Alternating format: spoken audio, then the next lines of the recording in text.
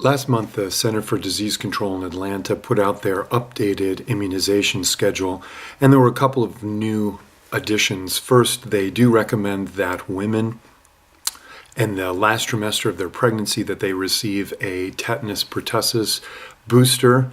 They also have now recommended that all adults over 65 get a tetanus pertussis booster. They've consolidated some of their immunization schedules. They now have an adult immunization schedule that's fairly easy to follow.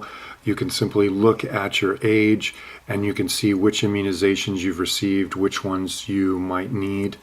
And then they've consolidated for children. They now have a immunization schedule that's for 0 to 18 years. And you just simply look at the age and you look at the various color-coded immunizations and you can see which immunizations are needed. It has special case scenarios for children who have had their spleens removed or have other medical illnesses. And it's a lot of immunizations for new parents who see how many immunizations their child's going to need in the first year. Often they're skeptical. They wonder, are the immunizations safe? Are they really necessary? And this final graphic here really tells the tale. If you look at the changes in terms of the rates of diseases, the vaccine syringes in the red are the rates of infection before the advent of these vaccines. And you can see an infection like diphtheria caused 21,000 deaths, or 21,000 infections. Now there are no infections from diphtheria in this country. That was a bad infection of the throat. H-flu, we used to admit children for meningitis and pneumonias. It was a big cause of ear infections. The rate down from 20,000 to less than 500.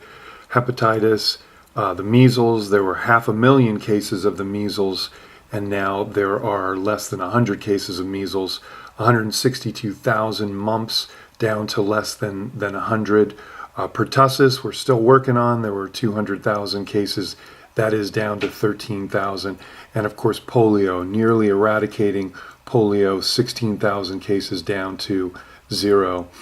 Many of us remember getting the chickenpox. That vaccine hasn't been around that long, but there were 4 million cases of the chickenpox, and now that's down to less than 500,000. Remember that chickenpox, the average child when they have chickenpox has 1 to 200 pox on their skin. There were tens of thousands of children that needed to be hospitalized due to chickenpox. Children, up over 100 children a year died from chickenpox. So look at these CDC immunization schedules. Make sure you're up to date on your shots. And if friends or family are skeptical about the need to get their child or get themselves immunized, share with them this graphic. Immunizations are so very important to prevent these infections from resurging. That's a Minute for Health.